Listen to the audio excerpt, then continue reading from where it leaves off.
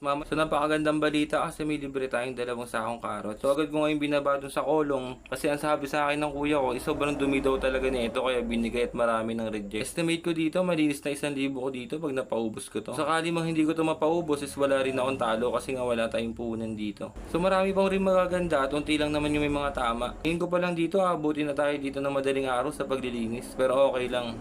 So ang una kong gagawin, tatanggalin ko yung mga tangkay niya, lilinisin ko. Tapos mamaya babrushing ko, tapos huhugasan ko, tapos papatuyuin, tapos ready nang ibenta para bukas. So sinimulan ko na tanggalan ng mga tangkay.